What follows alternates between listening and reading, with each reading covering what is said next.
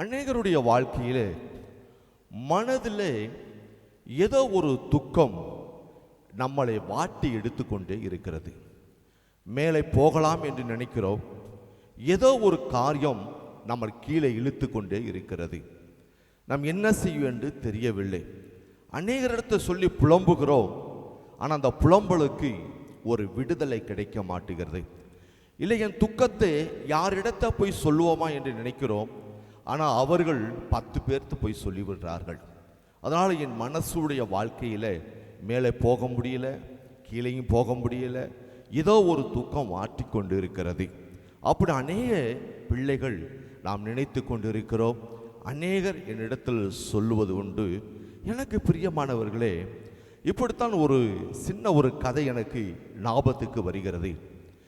அக்காவும் தம்பியும் அவர்கள் விளையாடி கொண்டு இருக்க வரையில் அவர்கள் ஒரு வாத்து வளர்த்து கொண்டிருந்தார்கள். இந்த வாத்து வளர்த்து கொண்டிருக்கும் போது திடீரென்று சொல்லி தகப்பனாரு வெளியில் போய்விட்டார். பிள்ளைகள் விளையாண்டு கொண்டிருக்கும் போது தம்பி ஒரு கல்லெடுத்து எறிந்தான். அந்த வாத்து உடனேயே மரித்து போய்விட்டது. உடனேயே அப்பாவுக்கு தெரிஞ்சா அப்பா நம்மளை என்ன செய்வார், அடிப்பாரே என்று நினைத்து விட்டு அவர்கள் வாத்தை குழி தோண்டி புதைத்து விட்டார்கள். அவன் சொன்னான், சகோதரன், அக்கா, அப்பாட்ட சொல்லிவிடாத, நீ எது சொன்னாலும் நான் செய்வேன் என்று சொன்னான்.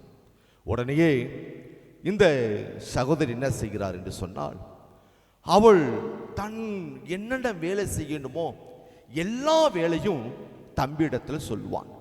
தம்பி செய்து கொண்டு இருப்பான். தம்பி நினைப்பான், சில நேரத்தில் நான் உனக்கு செய்ய முடியாது என்று சொல்லிவிட்டான். உடனேயே அவன் அக்கா சொல்லுவார், வாத்து.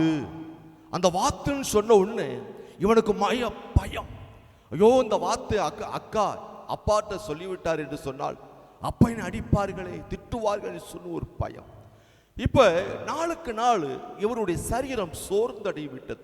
அப்பா ஏதாவது வாங்கி கொண்டு வந்தார் என்று சொன்னால் உடனேயே சகோதரி கேட்பாள், எனக்கு அதை கொடு. தம்பி கொடுக்க மாட்டேன் என்று சொன்னால் வாத்து என்று சொன்ன உடனே பயந்து போய் தன் அப்பா தனக்கு ஆசையாய் கொண்டு வந்த பொருளை அக்கா இடத்திலே கொடுத்து விடுவான். இப்படித்தான் நாளுக்கு நாள் இந்த அக்கா பேச்செல்லாம் கேட்டு வந்து கொண்டிருந்தான். ஏன் சொன்னால் அந்த பயம், அந்த வாத்தை கொண்டபடினாலே அப்பாவுக்கு தெரிஞ்சால் நம்மளுக்கு என்ன நினைப்பார் என்று சொல்லி. ஒரு நாள் தன் தகப்பன் தன் மகனிடத்தில் கேட்கிறான், ஏன் நீ தினந்தோறும் உன் மனது சரியில்லையே, உன் முகம் சரியில்லையே, தினந்தோறும் சோர்வு அடைந்திருக்கிறாயே, காரணம் என்ன என்று நினைக்கும் போது இவன் நினைக்கிறான், நாம் உண்மையெல்லாம் அப்பாட்ட சொல்லிவிடலாமா என்று நினைக்கும் போது அப்பா சொல்கிறார், என்ன காரியம்தான் சொல்லு, நான் அதுக்கு ஒரு தீர்வு சொல்லுகிறேன் என்று சொன்னான். உடனேயே அப்பா இடத்துல, அப்பா, நான் ஒரு நாள் விளையாடி கொண்டு இருக்க வேளையில் வாத்து வந்தது, நான் கள்ள தூக்கி போட்டேன், வாத்து மரித்து போய்விட்டது, அதை நாங்கள் புதைத்து விட்டோம். உங்களுக்கு தெரிந்தால் நீங்கள் திட்டுவேன் என்று சொல்லி நானும் அக்காவும் மறைத்து விட்டோம். ஆனால் இந்த அக்கா என்ன செய்யலன்னு சொன்னால், இதை நான் உங்களுக்கு சொல்லிவிடுவேன் என்று சொல்லி என்னை பயமுறுத்தி கொண்டு, நீங்கள் வாங்கி கொடுத்ததெல்லாம் என்னை வாங்கி கொண்டு எல்லா வேலையும் என்னை செய்ய வைக்கிறார். என் மனம் சோர்ந்து போய்விட்டதப்பா என்று சொல்லும் போது அப்பா சொன்னார், பயப்படாதே, அது வாத்து போனது போகட்டும், வாத்தை காட்டிலும் நீ எனக்கு முக்கியம் அல்லவா, இந்த வாத்து இல்லைன்னு சொன்ன இன்னொரு வாத்து வாங்கிடலாம், நீ பயப்படாத, இதுக்கா நீ பயந்து கொண்டு இருந்தா என்று சொல்லி அவன் ஆறுதல் படுத்தினான். ஒரு நாள் மீண்டும் பிடித்தமானது அப்பா வாங்கி கொண்டு வந்தார். உடனே சகோதரி அந்த சொன்னதை மறந்து விட்டு, எனக்கு அது தருகிறாயா என்று கேட்டான். அதுக்கு அவன் சொன்னார், தரமாட்டேன். தள்ளை என்று சொன்னால் வாத்து. அதுக்கு அவன் சொன்னால், வாத்து அது நேத்தே செத்து போச்சு. ஹல்லேலூயா.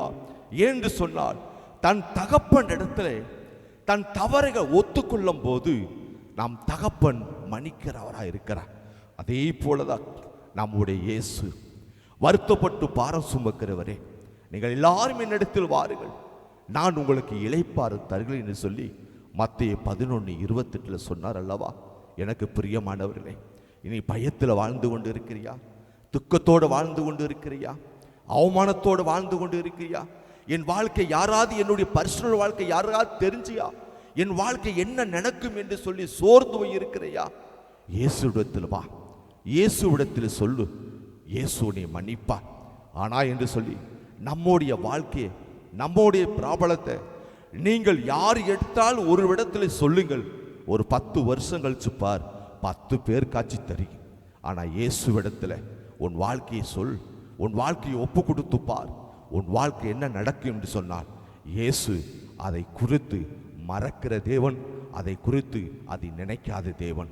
கர்த்தர் உங்களை ஆசீர்வதிப்பார். God bless you. ஆமென்.